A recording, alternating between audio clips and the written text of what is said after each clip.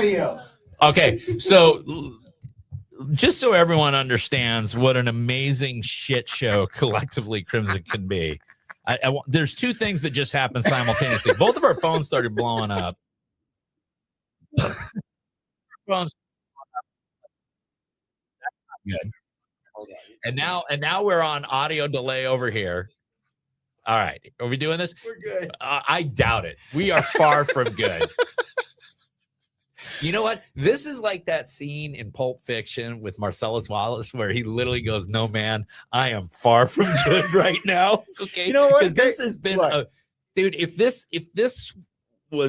is like the Hindenburg right now. Okay? No, you know what? We got another 4 audience members. Well, we didn't have any audio going. Yeah, but the other 24 that were here, like these guys are freaking clowns, man. Look, I'd like to give Austin big props to Austin for saying no audio. And my wife called and I was like, "Hon, we're on the air," and she said.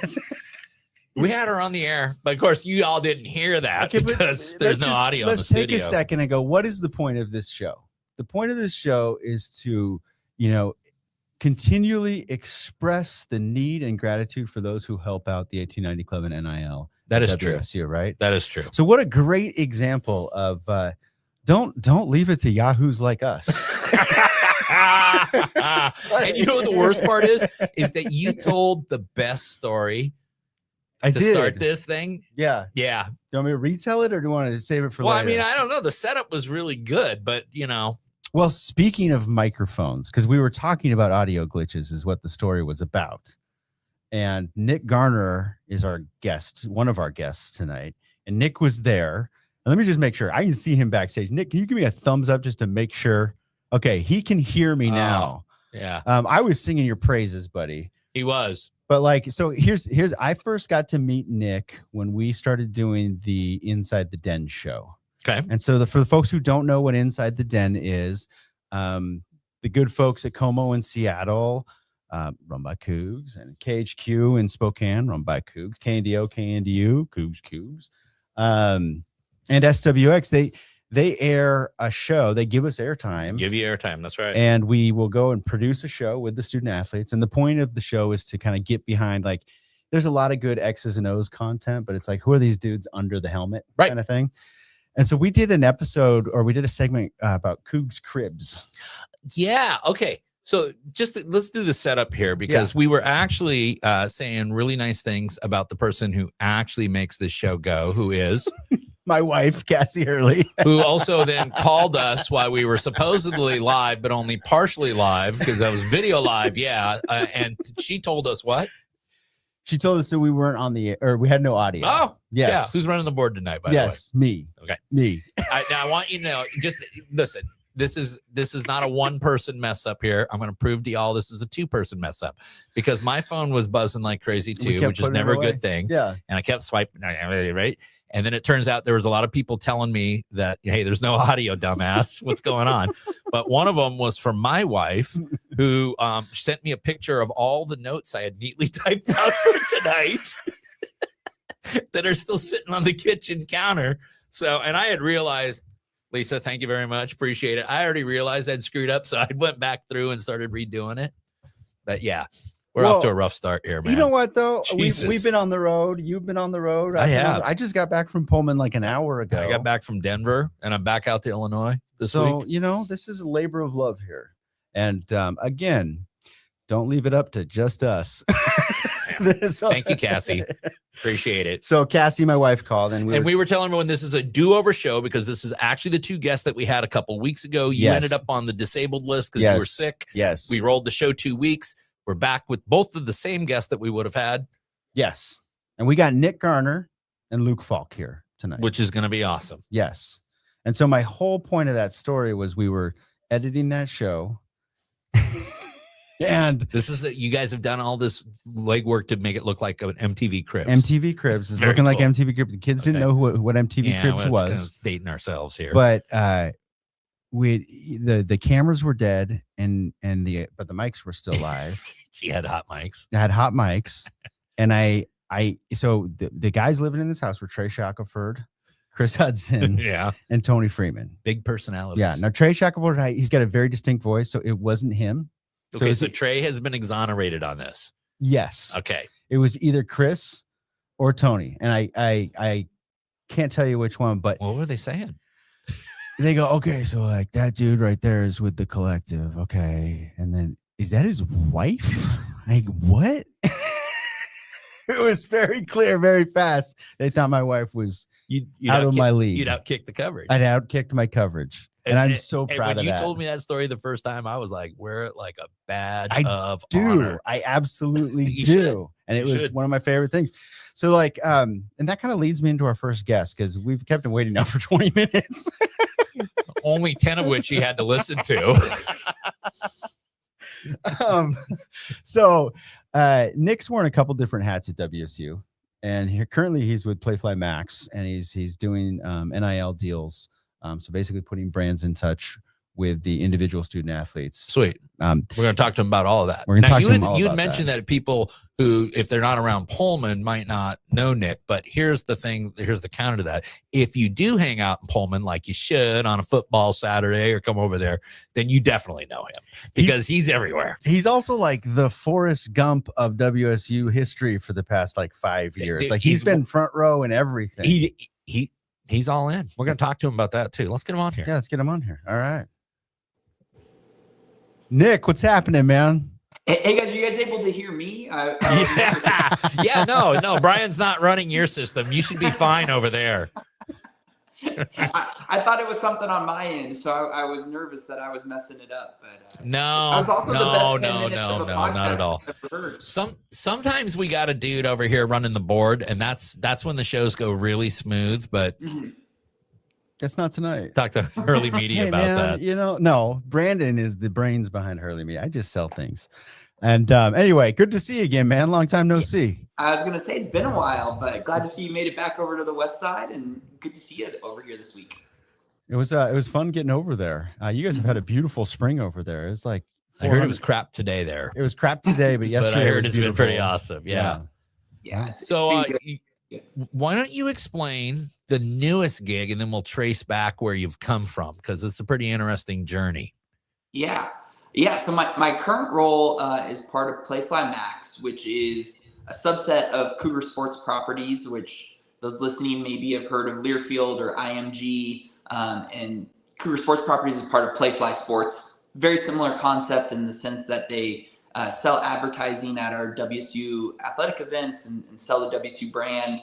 But my role is really unique and new as of August, in the sense that I now get to do that strictly for NIL and strictly for our student athletes. So trying to pair those big brands that have been part of WSU athletics for years and years, and now trying to do it from an NIL perspective and connect them with the great individual brands that we all get to know and love. I know Brian was talking about those 3 receivers, but just great guys that we get to see behind the scenes. And now how can we get them to be the faces of some of the brands, both locally here in Pullman, Moscow, but regionally, and even hopefully trying to get some of those national ones to use our national brand that we get to see every Saturday on College Game Day. Now, how long have you been in Pullman, Nick? A little over 4 years. It was 4 years in January.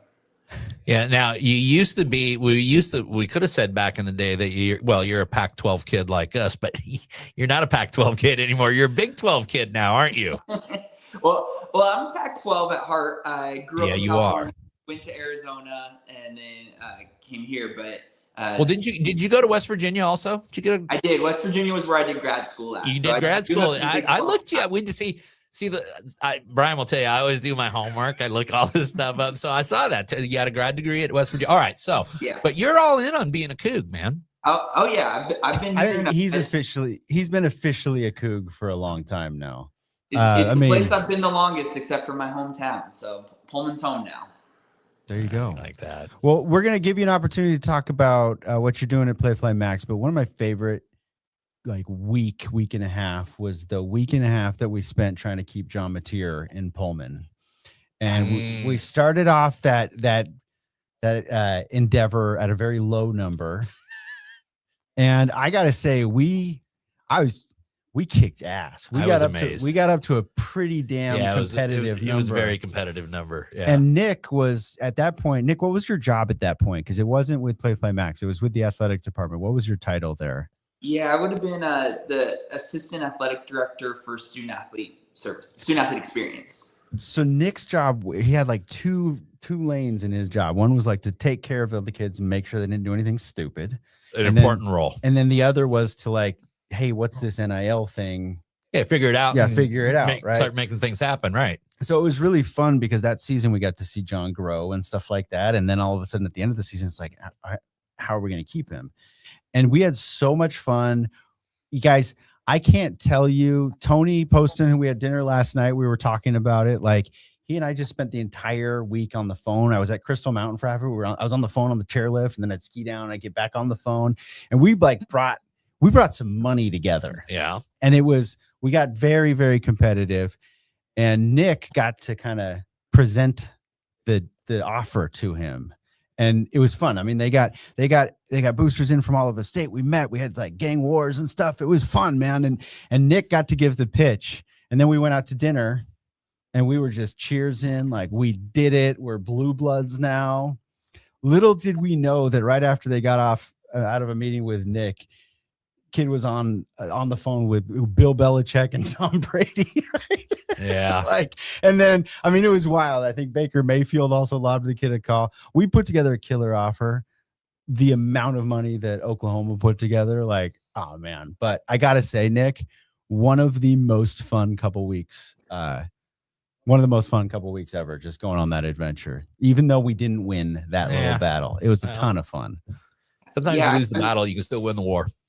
I think that week or those couple of weeks really just epitomized for me. We talk about me being a Coug or me being all in on Pullman, and those several weeks there, that season really epitomized why that you had people coming from all over the state to come together. You had a great player, but also just a great person who we all love and still love.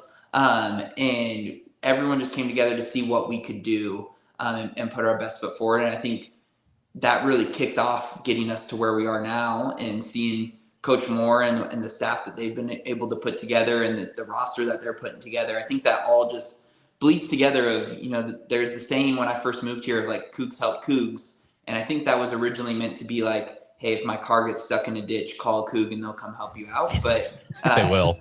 It's really evolved to be hey, we're here to help out WSU athletics, our WSU student athletes, the university as a whole. What can we do as a university and alumni base that's 250,000 people strong, a fan base that's well over 1 million? How can we get together to create the best experience for anyone who wears a Coug head? And I think we definitely put our best foot forward in that as often as possible. That's really well said. And it's we talk about it a lot at the collective board meetings. We talk about it with Cougs First. Everybody wants to be involved. I truly believe that most people want to help out and be involved. I think sometimes it's where do I start? It's almost like trying to jump into a double Dutch jump rope or something like that, of how do I get mixed up in this? And so what is cool though is right now with Nick, what he's doing with Playfly Max.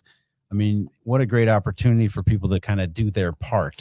Let's hear a little bit more about that, Nick, because it kind of sounds like you're going to be like a matchmaker in a way. You're looking for companies and to match up with student athletes and the Cougar brand in general. So kind of explain your role and how you go about doing it.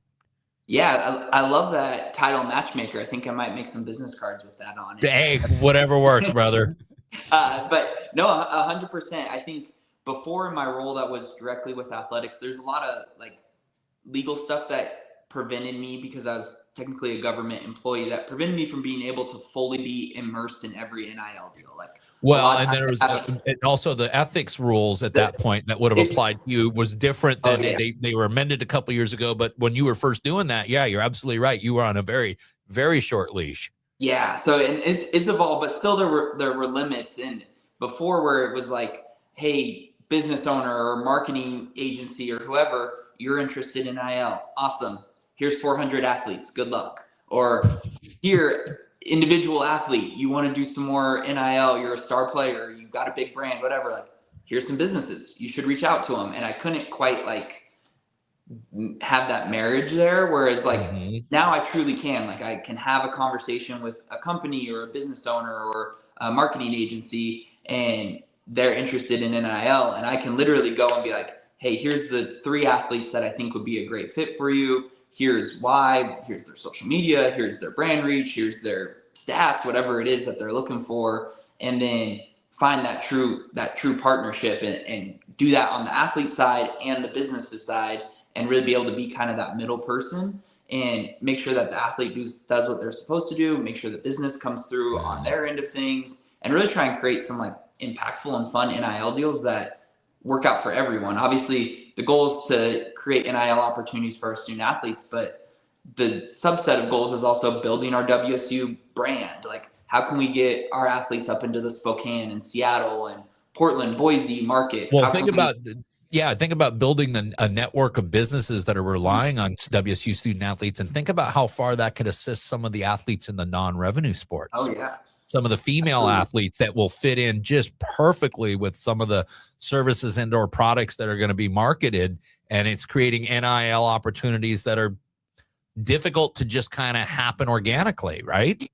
Absolutely. And we've got like so many awesome stories to tell, whether that's, I mean, obviously a lot of eyes go to football and the quarterback or whoever that is, but like our female sports, our volleyball team's going to be up there for the Pac-12 championship next year. We've got cross-country runners who are setting literally NCAA all-time times these last couple of years. Like, we've got some really incredible athletes here who have great stories to tell, and we just got to find those right connections and the brands that want to tell them. And it's a win-win for everyone. We're seeing brands who invest in NIL are getting way more on their ROI than like a typical marketing asset. So just trying to spread that word. I want to stop you right there, because that's a really important thing. So, you know, with my day job, I spend a lot of time hearing pitches from different marketing vendors, right? Whether that's different media.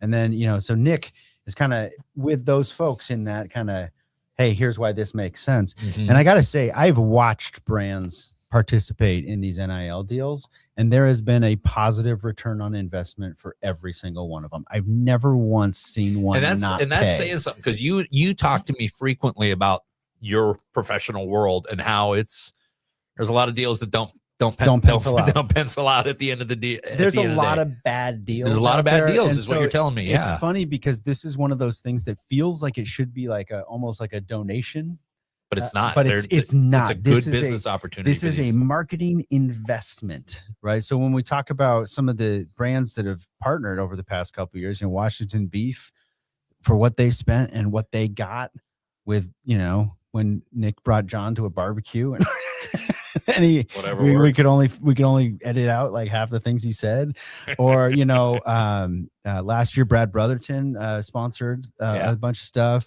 folks at Valley GMC. Every single time I was talking to Jacob T. Davis, who did an NIL deal, and you know, he's the first to tell me how many new houses he has specifically because of that. Oh, nice. And so, you know, when you're in this world where there's so much noise coming at you, or if you're watching this show, no noise, it's pretty amazing to see what kind of return that has. And on the flip side, it's pretty impressive to see what it means to these kids too. So, Nick, tell me a little bit. Like, there's some misinformation out there where everybody thinks that if a kid's got any NIL money or any rev share money, that they must just be like, you know, swimming in gold chains and diamonds and stuff. Driving the Ferrari around campus and stuff like that. Tell these folks what the average looks like here. Yeah, I mean, for most athletes, NIL means like a little extra spending money. It means money that they're able to send home to their families. It means being able to talk. We just had GISA Credit Union out here today doing a financial literacy workshop. So they're talking to them about starting to save some of that and how they can create some good saving habits. So it's really great. And one of the things that I think is also that doesn't come up when we talk about NIL is that, like, yes, it's about getting money in our pockets, but like a lot of the athletes really just genuinely enjoy the opportunity that comes with a brand partnership. And like you mentioned all those great examples, and we just had one that we ran a pretty good case study on that did get some pretty good traction on social media, which was with Krista Gross, who's a local Pullman real estate agent. I'm not going to like throw out any numbers, but she's not like this big national corporation or anything spending so much money in advertising. But she really got, when we talk about bang for her buck, she paid 3 of our football players, some of our top returners in Tony Freeman and Kirby Voorhees, and then so one of our big transfers in Caden Pennick. So check that microphone again before you edit. Yeah. Yeah, so those 3 guys, and they were awesome. And she paid them to come to a WSU basketball game that she was sponsoring, a men's basketball game. And they set up a table, and the 3 of them signed autographs of photos that she made with her logo on it. And then they had to post a tweet before the game and a tweet after the game. So all in told, they got paid for 2 tweets each and basically an hour and a half of signing autographs. And those 6 tweets that she paid for turned into 94 separate tweets that Coug fans went in and typed something out about Krista Gross Real Estate and how cool it was to meet those athletes. And she had a line wrapped around Beasley Concourse of people waiting to meet those guys and getting to meet Krista Gross. And for those 3 guys, they literally had fans coming up saying, thank you for staying, in the case of Tony and Kirby, and thanks for coming here. We're so excited to have you here when we talk about Caden. And like, it was just such a really cool blend of like, not only did Krista totally get her ROI out of it and so much recognition that came with that, but she got over 100,000 impressions on Twitter that week. That's awesome. Which for like a local real estate agent is crazy. But then like for those 3 guys, yeah, the money was awesome, but like it was so cool to have these kids come up to them and be like, you're my favorite player. I'm so glad you're here. And like, that's just as valuable as the money that comes with that. So it was just really a really awesome way to see like the synergy of what can happen when there's brand alignment. They're able to properly spend like the advertising money, and then you get fans who are really passionate, and which WC fans are. We've seen it with all of the different NIL stuff. You throw a Coug logo on something and it's sold out. Yeah, man. They're sick in the head. Yeah. It's a cult. Yeah. So it's awesome. So there really is a good segue. It's a good segue for what I want to ask you. So you went to Arizona, or did you born and raised down in Arizona? Southern California. Southern California. Okay. All right. So you go to Arizona, and I'm sure you had a killer time there. It was a good time. Good I for bet you. it was. I bet it was. All right. And then you head out to West Virginia, which is cool time.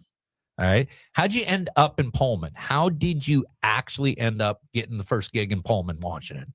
Yeah, great. So I, in between West Virginia and Washington State, I went down and worked at Baylor for a little bit. Okay. And to be fully transparent, I was not excited to be going to Baylor. It was like a 1 year, like post-grad, full-time internship kind of thing. Yeah. Baylor's always been a stopover for people who really want to get to the Pacific Northwest. Everyone says that. Oh yeah, definitely. Yeah. But you got to do what you got. You got to do what you got to do when you're getting out of school. It's time. You got to go do it, right? So put your nose on the grindstone somewhere. So you go to Baylor to go do that. Exactly. And so I was going there, and it was what it was, and it turned out to be the best experience for me. I learned so much there. The team that I worked under there, starting with Corey Bolts, was incredible. Like, just great people I still talk to this day. I ask for advice all the time. And I'd only been there for not even a full semester at that point. And my first role that I came up here for, which was like student athlete development coordinator, like it opened up. And to be totally honest, which like, sorry, Coug fans, Washington State was not a school that was like I'm going to break my commitment to apply to this job. Like it wasn't on that like dream list of schools. And so we get that. We get that. We came to this organically, so we get we're a little, in the head, but that's cool. We love being that way. So go on. Yeah.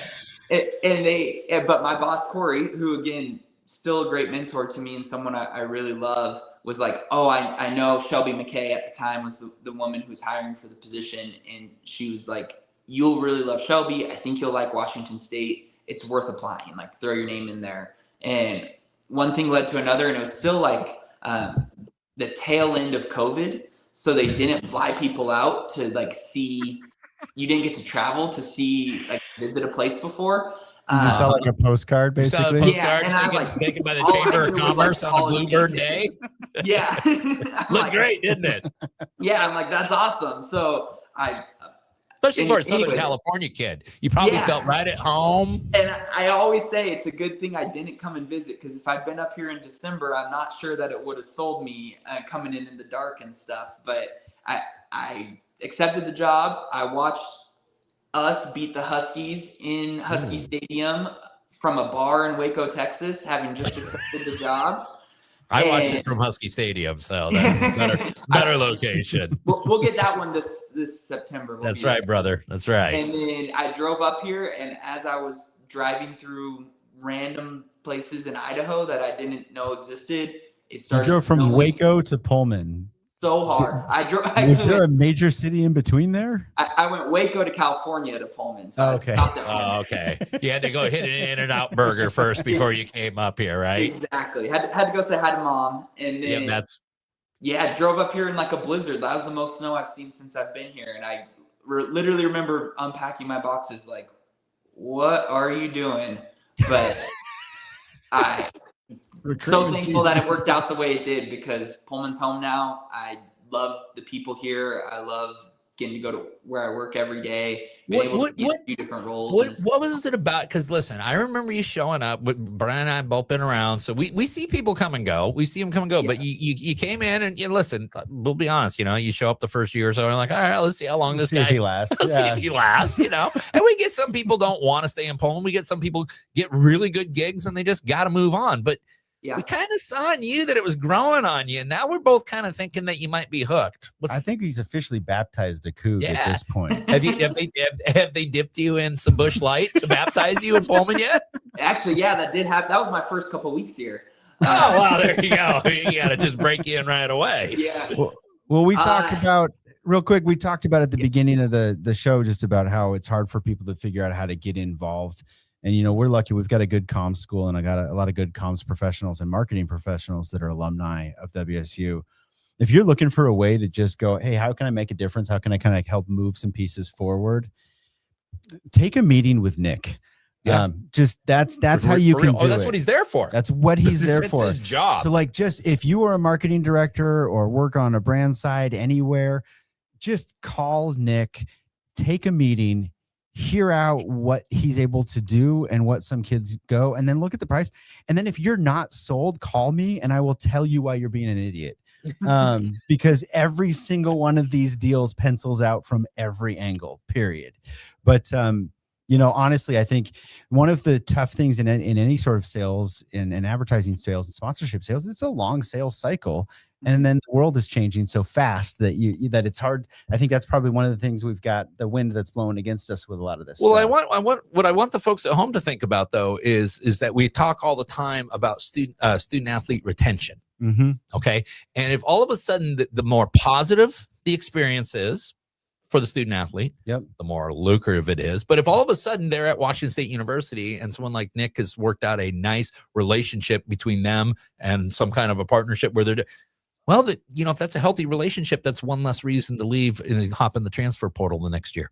Exactly. Right. And we don't have to have more money than LSU. We just have to have enough that the kid doesn't feel foolish for passing it up. Exactly. Nick, Jalen Caldwell. Yeah. Right. Yeah. Set him up with a fishing company. A lot of people don't know. No, I'm serious. Kid loves to fish. Oh, we got a great kid loves to fish. Video. Set him up. Plus he's a real character. He's a neat kid and he's a hoot. So set him up. I'm gonna send you awesome. New idea. Yeah, Caldwell's a good kid. He's a good kid.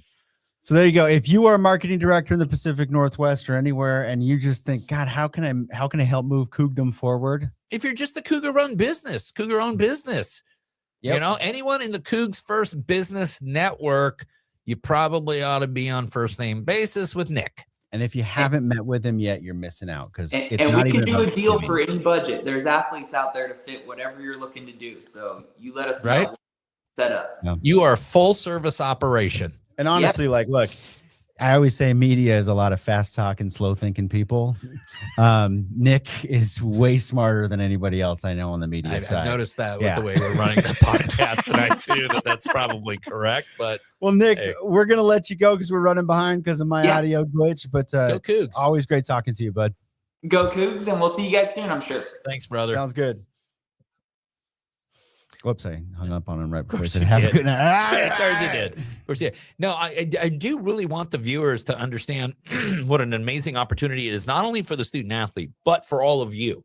Because if you are in marketing, if you are in media, great. But if you're just running a small company, a medium-sized company, if you own one of those companies and you're just looking to help out and looking to promote your brand and do it in a way where you as a media guy are saying you're seeing good return on investment on these student athlete deals. Yes. Okay. Yeah. So I'm going to take your word for it, because a lot of times when we're done with the podcast, we'll sit out here on the couch for about 30 minutes and you kind of school me on media, and it's interesting. I like to learn that stuff. So, advertising is just getting harder and harder and harder to just stick out with messages. mm-hmm. And you put a kid there who's not a camera professional, who's just authentically themselves. Oh, and it's part of their authentic community. nature thing. Even humans, they're still attracted to once in a while authenticity. I'm banking on it because I'm not working on that professionalism thing too well. Yeah. but yeah, no, and it works. It works. All right, so I'm gonna go right up to our next guest. If that's yeah, okay. well, yeah, because we're running late. Because yeah. Well, okay, this is I kid you not, he was one of my favorite players to watch, and it's fun doing this stuff because you get to meet these guys afterwards. They become adults and stuff like that, and it's kind of weird because you watched them a million times and they're like, who are you? Honestly, just a good hang.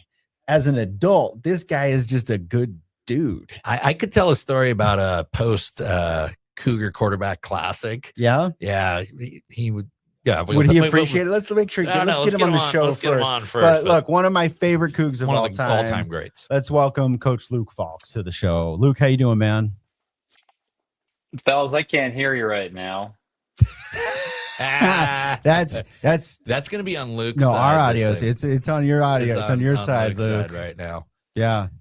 Well, I got a little technical difficulty. I can't hear you guys. What was his? Do you think his foreign language in high school might have been American Sign Language? Maybe we can pull it off this way. I'm gonna text him. Hold on, he just hung up on me. Oh, hold on. I'm gonna text him. Vamp for me. So yeah, you want me to kill time? So here's a story about Luke Falk. We played in the Cougar Quarterback Classic together, and by the way, if Luke played golf all the time, he would be really, really good, because when he uncorks his swing, I mean, he's tall, he's slender, he's athletic. He swings a good club, right? He really does.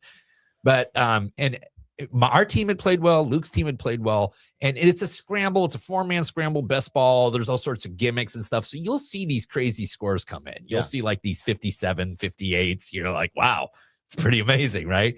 But this one team chucked up a 49. I'm bringing him back on. Luke, give me a thumbs up if you can hear us this time. He can hear us. All right. Come on in, Coach. There we go. Yeah, I was just talking about a time when I was sitting at the post golf tournament banquet right next to you, and the team that won had claimed to have shot a 49. You remember that? Yeah, and anybody that lies or anybody that wins a scramble golf tournament's full of shit. So we all know that. I have instant lack of trust in them when they are holding their trophy. Who's on that team? It was some real estate group, or I don't know if it was the Suncadia real estate group or something like that. But and the funny thing is that when these scramble winners get announced, and you're like, and there's always a bunch of crap. Luke's right. There's all this crap going on.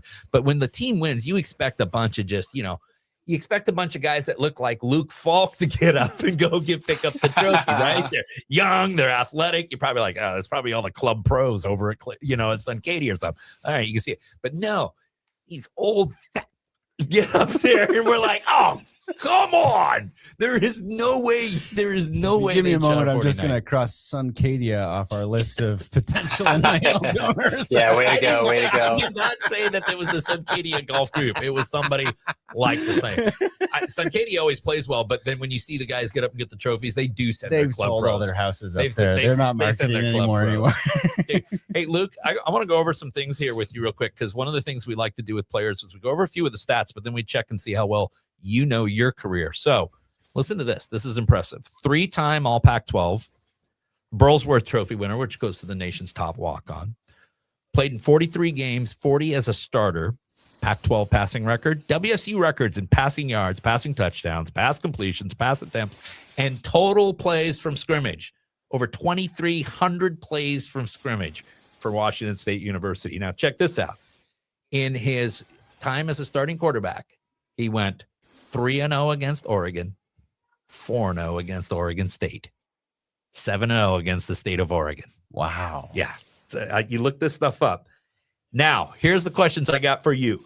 What game do you believe you threw the most touchdown passes in? Oh, it was Oregon State 2015, 6 in the first half.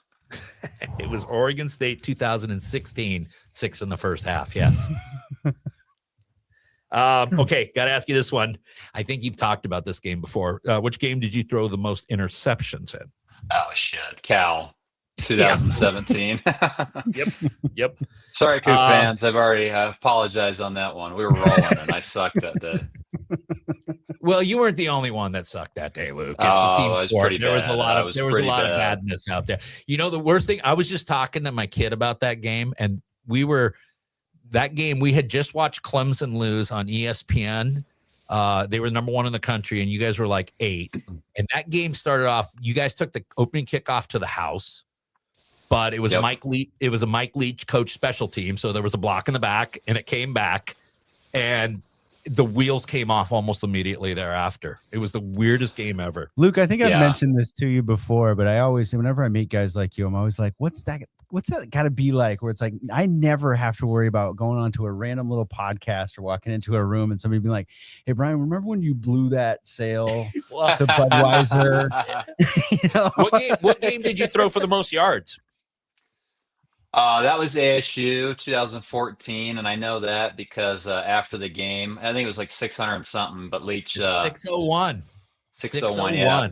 But we get to the team meeting room, and Leach has me stand up, and he's like, "And Falk, you would have thrown for an effing 1,000 had you not turned it over so many damn times." So I remember that game pretty good.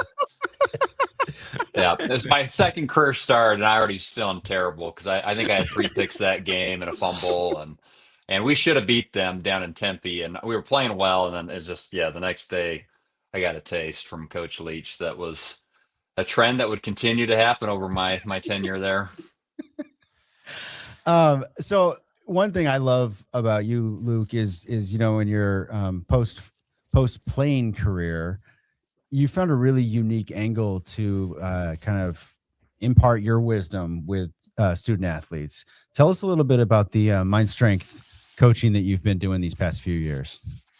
Yeah, no, it's been a lot of fun. I would say probably Coug fans like me better post-career, or they know me a little bit better post-career because I'm opening up now instead of so robotic at the time. But it's been fun because, you guys watch me play. The stat you didn't mention is I probably have the Pac-12's all-time sack leaders. Every year I got sacked like 35 times. I think I have like negative rushing yards, all of that. So I wasn't a great athlete. If you went to practice, you probably wouldn't be wowed by me and my physical talent. And, I really lacked a lot on the mental side too, before I started working with a sports performance coach. So started working with this guy, and he told me that, hey, if I worked on my mind just like I did my body, that great things were possible for me. And that was the thing that was kind of getting in my way. And boy, was he right. So it took my game to a whole new level. And then I quit working on it. I allowed the trappings of success to happen. And we saw how quickly I got myself out of the NFL. And really, it started my senior year of college. I quit doing the things that I needed to in order to play at a high level. So when did you start doing it? When did you start getting real serious about that as part of your training? Senior year of high school. So I had just gone through some, I moved, my family moved to California. We moved back to Logan. I got deemed ineligible by the state. So couldn't play. And then I watched my teammates go win a state championship, 14-0, was feeling terrible. In basketball, we played our rivals, and I fouled out of a basketball game, and, the whole stands were yelling, Cali reject. They're saying stuff like that. And I'm even like watching parents chime in. That's kind of the small town rivalry that we have here. And then, my parents were like, all right, we need to get Luke somebody here. We see he's working really hard. He's got a lot of these obstacles. And we heard about this great guy named Dr. Craig Manning.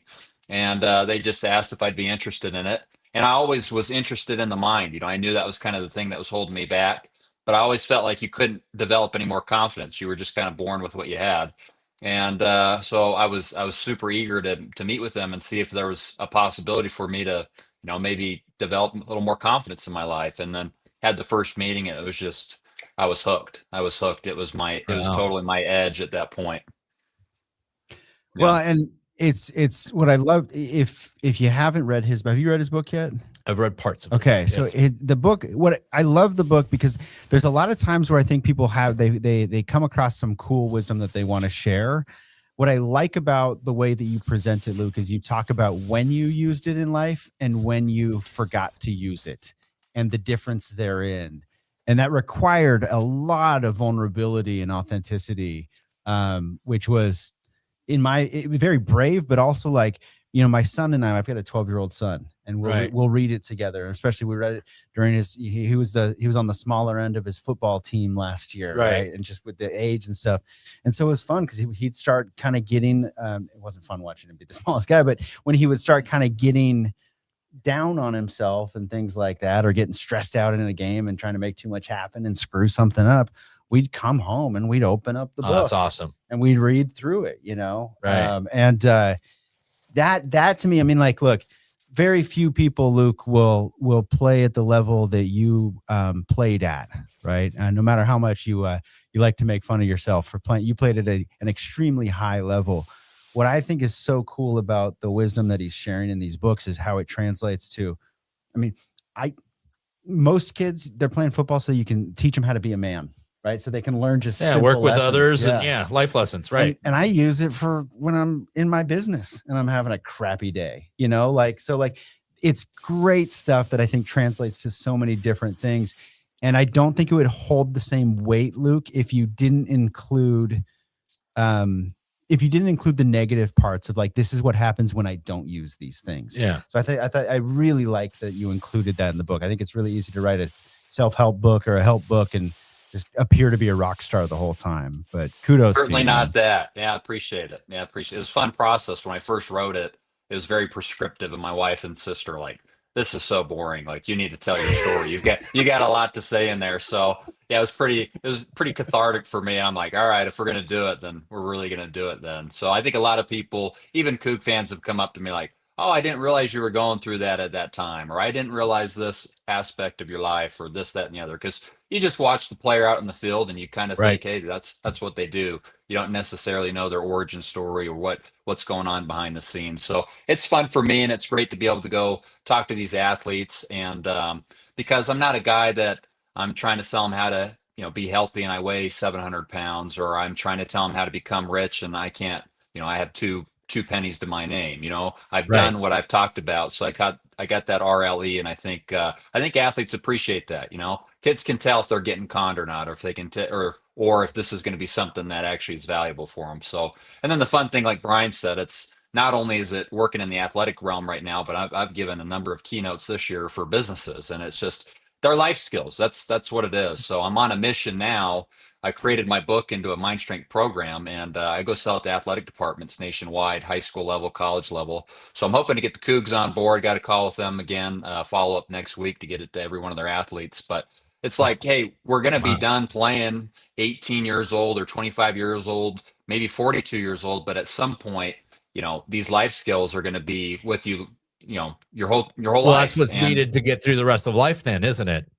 Totally. Right? And they got all of this. it.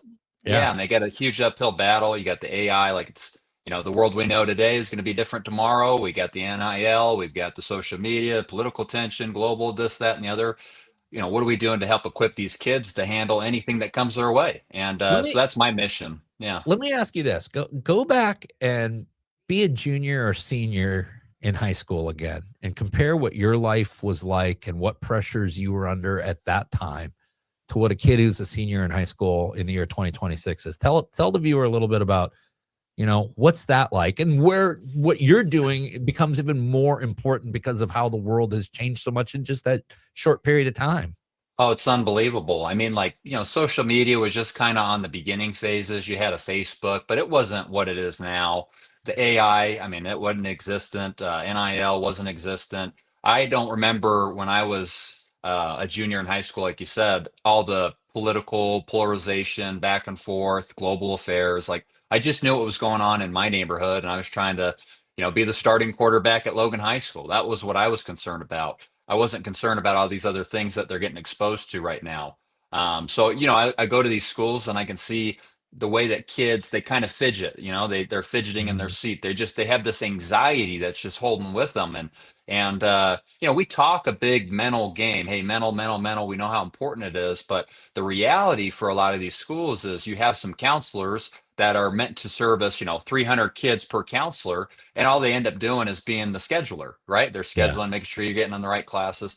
Then you might have a mental health week. Great. That's all important. But what are we actually doing to help them actually learn these skills and these tools? So I view mind strength like training. Like let's teach you these skills beforehand. So when life does happen, which it will, I'm going through some things right now in my own life that I got to use my mind strength to be able to deal with. Right. And if I didn't have them, then I don't know where I would be. And I'm not saying that therapy isn't a great tool. I've talked to Brian. I go get therapy all the time. And I also think that you should have these skills. Like you train your physical body as an athlete, you need to do the same thing with your mind. And that to me is where the carryover from, hey, the lessons you learn in football, that's the carryover that goes into life, the grit, the discipline, how you deal with the setbacks, how you deal with things that don't go your way. Like that's life. It's a lot of things don't go your way, but how are you going to respond? How are you going to view it? How are you going to frame it? What tools are you going to have in your tool belt to help you? This is fascinating. Let me ask you this. How much in what you're teaching as far as mind strength and all of that, do we start with some level of emotional regulation? Because you're just talking about all these kids that are anxious. And, anxiety is essentially fear. If they're running around in a perpetual state of fear, that's a mental state which you really cannot perform your very best at. So how much are you finding bigger issues with just emotional regulation? Yeah, totally. I mean, Tony Robbins always talks about your state really determines how you perceive things, and how you perceive things is then how you respond. So if you're in a fearful state, well, that's going to be the way that you view things, and that's going to be how you respond. So, it starts with getting them into a great state. And by getting them into a great state, well, what are we focusing on? And what story were we making up about it? A lot of these kids, right? Why is the anxiety so high? What I learned with my sports psychologist was when you focus on things you can't control, your anxiety increases. And if your anxiety increases, what's going to happen? Your performance, your quality of life, your leadership, all that stuff. Well, what do they have? They have social media. What do they have? They have these news cycles. What do they have? All these things that are external that their focus is going out on, and worried about comparison, worried about how they look, worried about the likes, the comments. Well, all that's doing is just spiking the anxiety because it's all things that they can't control. Great. So a method I like to do is, hey, yeah, let's focus on something we can control. A lot of people say that, but how do we actually do that? Okay, when you feel that tension in your body, when you feel the tightness, when you feel the fidgeting going on, well, let's work on our breath. Let's go to something we can control, which is, something when you're nervous, your breath that shortens, quickens. When you're relaxed, it's nice, long, deep, and slow. So we're going to learn how to be able to control that. We can get ourselves in the state we want to be in. Then we're going to perceive things in a better way. Then we're going to be able to respond a better way. So I use the 4-6 breathing method, and it's one of the core foundations. But these kids and these business leaders, they love it because it's not like theory, right? It's not theory. No. It's like, oh, I Real can world do this. application. Yeah, it's like bench press. It's like I do my 40-yard dash. It's like, hey, when this happens as a quarterback, I'm going to go to this certain check. I got this hat that says easy, easy. Well, life throws things your way where you have the perfect play called, and guess what? They shifted. The defense is changing the call. They're making a blitz over here. Great, easy, easy. Let me work on my breath work here. Let me change the direction of my play. Let me get myself to a better state so I can have a better perception and better response moving forward.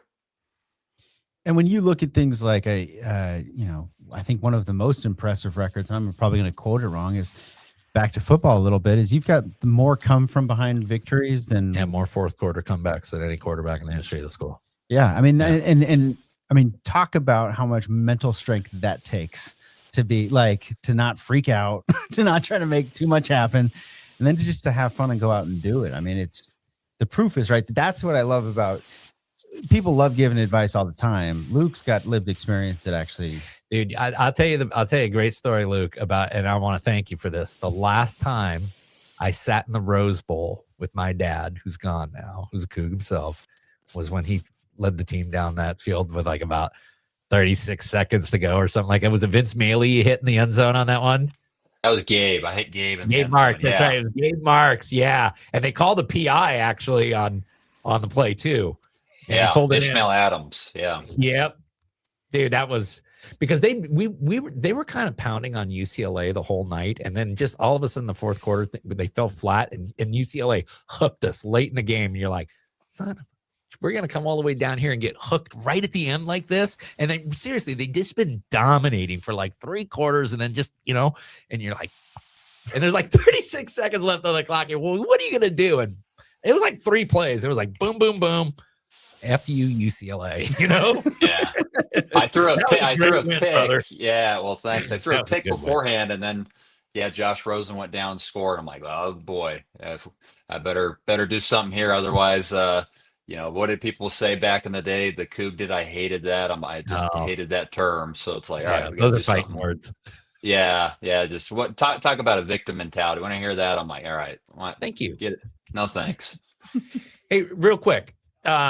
I know you're still around the college athletics, the college athletes all the time and all that. Kind of explain, because, there's a lot of Cougs out there, Luke, that are still skittish about NIL, not bought in on NIL, don't really understand the importance of it. But, you really understand because you're, uniquely situated. Why don't you explain to the viewer the importance of NIL and why it's probably not going away anytime soon? Well, it's not. It's here to stay. Hopefully, it'll get a little more organized. But Agreed. I mean, it's like the new scholarship, right? I mean, we used to be to get to a certain number of scholarship facilities, this, that, and the other. Well, NIL's just taking the cake because you get these athletes. If they got an opportunity to go make money somewhere else and help their family, well, they're going to. So I think for us, it's just about being able to, I think Brian said it, just get to a level where we are able to compete, where people have to, at least go, well, I got to look at this number here. And you can't fault the kid. I mean, if you're in college football and you just had a great season and somebody's going to go offer you $2 million at that age and you go invest it properly, like that's life-changing money. And, people ask me, hey, what do you think you would have done? I don't know. I mean, probably pretty hard to turn down, an insane amount of money. I'd like to think that I wouldn't have. If I was smart, I know I wouldn't have, because Coach Leach was my magic sauce. After the first couple of years, there would have been some schools throwing some bucks at you because you were chucking up huge numbers. Yeah, no, I mean, certainly. And, I always like that. My buddies like to give me a hard time on that too. Like, you would have made about $4 million. What do you think about that? I'm like, well, yeah, I think that that really sucks that I missed the mark on it, I guess. Yeah. But well, you can talk to your parents about that one. Timing is everything there, Luke. Yeah. Hey, why don't you guys just wait a little bit? Why don't you wait? Exactly. But you do see. Explain again the importance, because here's the other thing. What we talk, everyone thinks it's about getting players, and yeah, it's very helpful in getting players, but it's really helpful in keeping players. Right. And the day of having a kid like you walk onto campus and start as a freshman and watch him play for 4 years, and see you rise and fall. We ride the roller coaster. That's what we do as Cougs. But see you grow to the level and perform to the level that you were doing. Those are just the greatest times when you can see. Jason Gesser was a kid like that. We saw him start as a kid and just grow every single year. And we want to be able to still have those experiences, not only as alumni, but we want to see student athletes have that experience too. So retention's so important. Explain how that helps in that regards. Yeah, and then just from the coaching side of it too, I was fortunate to be in college coaching for a couple years or a little bit, and I can't imagine if you don't know who's coming back with your roster, like how it's total chaos. So if you can be able to retain players who know your system, who know the culture, who can really help the young guys get onboarded, I mean, that really can accelerate the process of what you're trying to do and the vision you're trying to create for your roster. So I think anything that we can do to be able to help get these kids retained, I think it's going to help us big time. And maybe it's not just, hey, donating money and stuff. Like, I think as Coug-owned businesses, being able to, can we give back to them? Can we do things that make them really enjoy Pullman and stuff?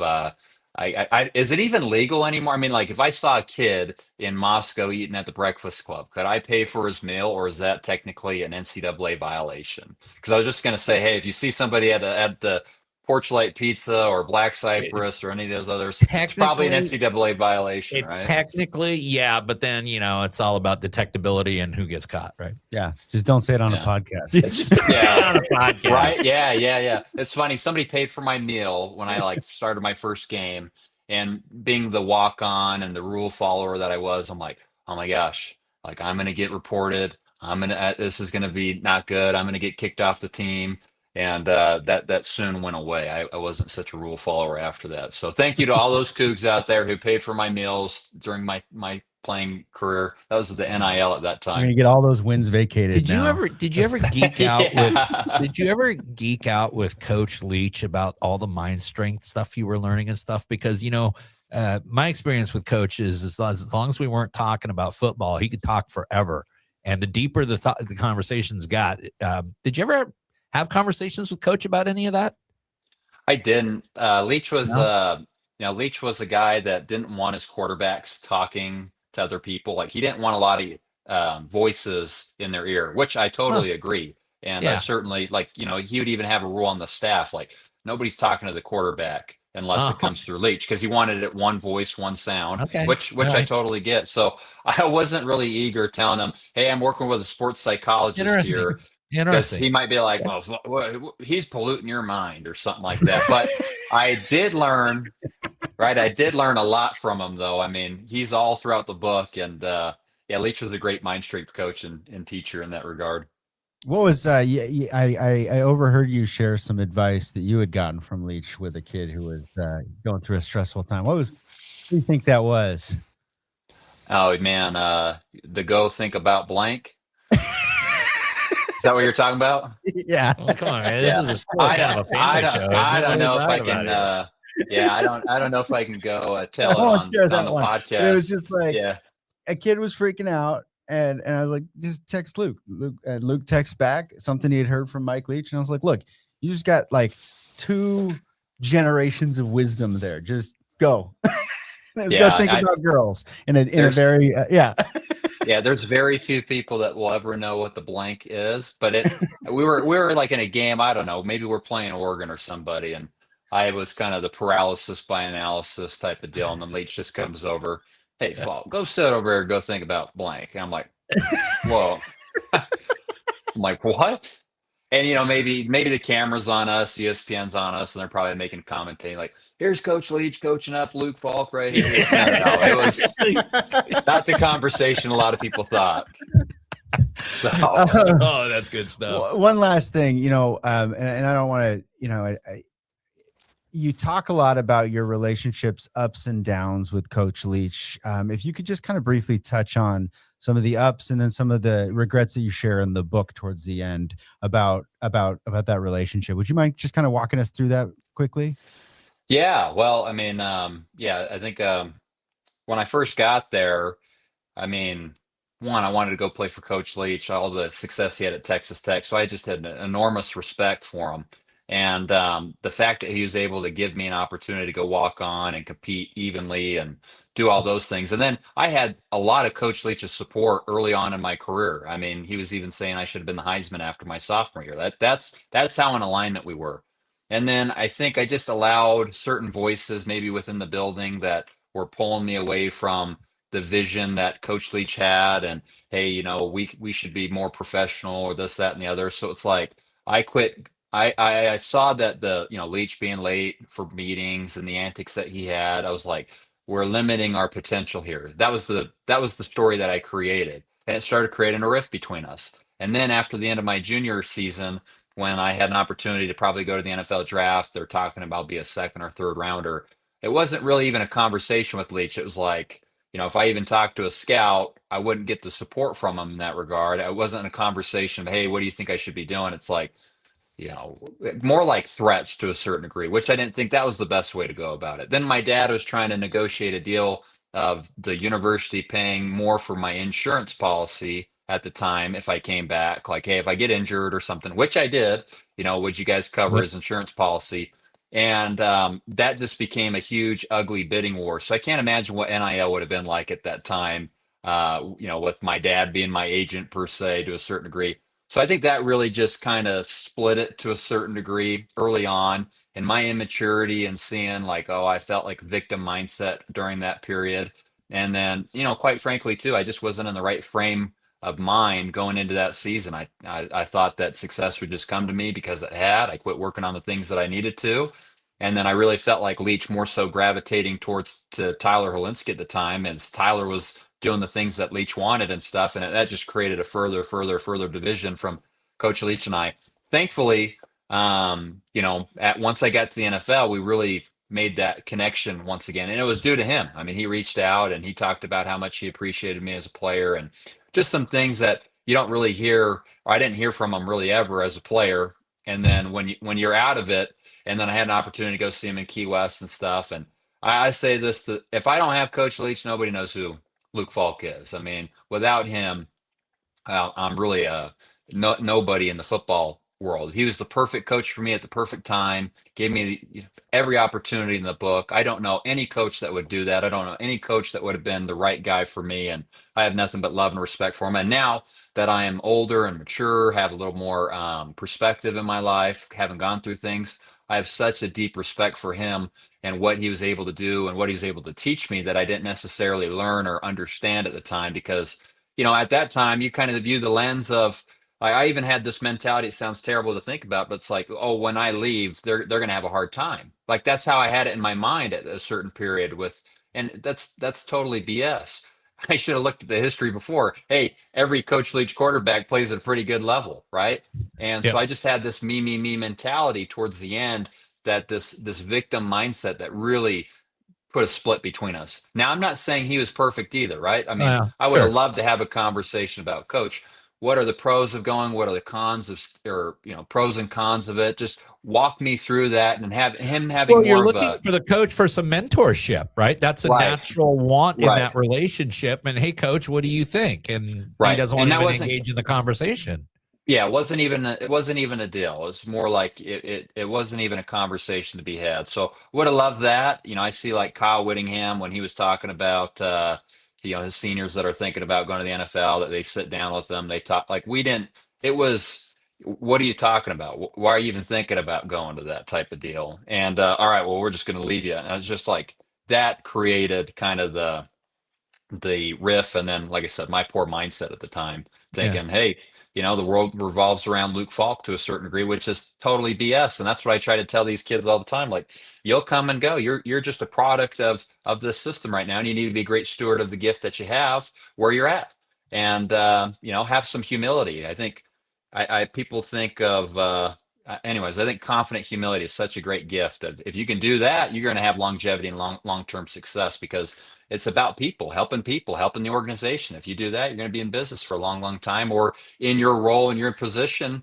And I lost sight of that towards the ends of my career. And we started the show off with you talking about his, some of his stats. I gotta make sure this is my wife again. Okay, good. If it was my wife, but you started off the interview talking about some of his super crazy, the great accomplishments. Stats. Sure. And you talk to a lot of people, and that's what they're going to rattle off. Mm-hmm. Right. And what we talked about here, that's wisdom, right? Like, and I think that's what's so it's cool. humility, it's honesty, right? It's vulnerability. It does lead to a much happier lifestyle and far greater success. Luke, I mean, dude, we are so proud of you. Seriously. Well, I appreciate it. You're doing great work, man. Well, thank you. I love being a Coug. It was a great deal for me in my life that things happened the way they did. So I love Pullman. I mean, so much so that I put my name in the hat to be the head coach, but I'll be the mind strength coach. So much fun. that was the elephant in the room. I was waiting for it, but anyways. Well, listen, let me ask you the last question here. Do you someday, the world always changes. And one thing at WSU, we have a tendency to go through coaches over there. Okay. It just seems to be a trend. I'm 56 years old. It's been in existence my entire life. So, but, we had Peyton Pallure on last week. Was it last week or 2 weeks ago? We had him on last week. Yeah, last week. And, he's doing a really good job coaching out there at Skyline and stuff. And I asked him, it's like, you see yourself wanting to be on the sideline over there someday? And he says, yeah. So I'm going to ask you that same question. Would you like to be on that sideline someday? Yeah, certainly. I think with the right opportunity. So, I mean, heck, I tried this time, right? Obviously, I got the, hey, what an entitlement thing, this, that, and the other. I was great, great. I really felt like, hey, I think people have an entitlement mentality, thinking just because they've been in the industry that's it's like the AI world. It's completely different than it was when I was playing. And so why wouldn't the best man wins to a certain degree, and put my name in the hat, which I know it might sound crazy to some people, but I certainly would. I love Pullman. I think I'd love to see Peyton or somebody else be able to get on staff there and then climb the ranks and be a long-term coach for the Cougs that has Cougs interest. Because I think in this crazy world of NIL, that's what it's going to take to be able to create some long-term stability. So, Amen to you know, that. I'm excited with Kirby and what they got going on. I've heard nothing but great things. It seems like the signings went great. Seems like they're Yeah. building a great culture. So I think everybody's pretty fired up about this year. And anybody that's going to come to Logan, Utah to go watch them face the Aggies, we can have a nice little Coug tailgate in the Ooh, that sounds backyard. like This is, fun. yeah. So, Oh, I might yeah, take you up on that. Well, I we know can that have John some. Glass and Jack are just pitching Luke on how to move to Spokane every 2 seconds. They are. So, They are. you They know. are. Yes. I will tell you, Luke, that financially you probably should not do that. Just going to give you a little. To move to Spokane. Well, the state of Washington, the state of Washington in general, it's not the wisest financial move. Well, I'm here. Well, yeah, and you know what would be a smart move is Moving to Utah. no, you move to like Moscow, Idaho, because then you're in Idaho and you don't have to pay Washington prices, but you're right there next to the mothership. It's Not or bad. Coeur d'Alene, you know, where it's like you're an hour and a half from I could do Coeur d'Alene. from Mecca. Coeur d'Alene. You know what Coeur I mean? d'Alene. Right? You Yeah. see what I'm saying? do that. Still $2.50 gallon gases. You get down to Pullman on a Saturday. Woohoo. Well, Not bad. well, Thanks for joining us, brother. Luke, it's Seriously. always great to Hey, talk thanks to for you. having Man. me. Go Cougs. Appreciate it. Go Cougs. Dude. Isn't that fun? I could sit That and talk was- to him for hours. That was about that stuff. no, we could have actually done a 3-hour podcast with that because that was fascinating. And I agree. In the spirit of full disclosure, you and I have both done our share of counseling. Agreed. Being a Coug fan will do that too. It will. But no, that level of vulnerability, humility, and honesty is you could tell it's a person that's you fall down, you pick yourself up, but you learn from it and you carry on with those lessons with you. And if you do that enough times, that's what you kind of transform into. And it's a pretty young guy to already be there. Totally. You like that? Totally. Was that like yes, actually it was great? like That's exactly that makes the way I up for the think of it. fact that I didn't get a General Kirby Moore thing.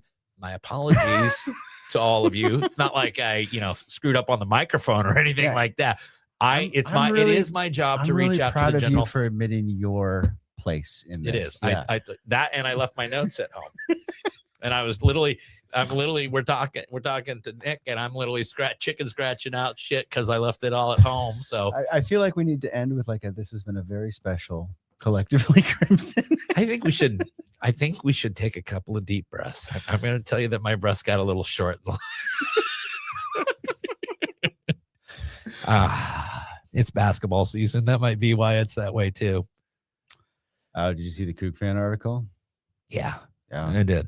Yeah. Well, listen, this is yet another reason why everyone's got to get involved. Let's make sure that we're going to link up the 1890 Club down below. We'll link up all our stores. So you can go to oldcrimson.com. You can go to Paddock and pick up the Old Crimson cocktails.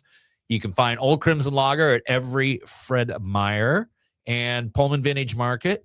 Pullman Vintage Market. What lawn is that going to be on? Usually it'd be Lambda Chi, but I think they got a little place out there on Grimes out that way. Oh, really? Okay. Yeah. Okay. I think they got a place, a little warehouse out there too. So part of the proceeds from Pullman Vintage Market goes directly to Cougar Collective. Cougs First, we got to plug Cougs First Business Network. They're going to be having a really fun They're show having a here rager next month in Seattle. A rager with live audio. with live. Shit. No. Well, the nice There's thing a is sound when you guy. screw- There's a sound when you- guy at that show. Yeah. But here's the good news is if you screw it up, I'm not at least the going to. live audience will kind of be able to hear us. Now, everyone virtual, watching at home We'll be like, God, these guys are asking. And let's plug the Couch GM. And by the way, the Couch GM never seems to have problems with their microphones. So all you guys They pre-record. They're not live. Maybe we should do that. Yeah, but it takes away all the authenticity, That's right. the spontaneity. And people love that. Most of the time. We done for tonight? We're done for tonight. Go Cougs. Go Cougs, Bill. Thank That you was as fun. always. I always have a gas with you, man. Take care, man. All right. Talk to you Go later. Cougs.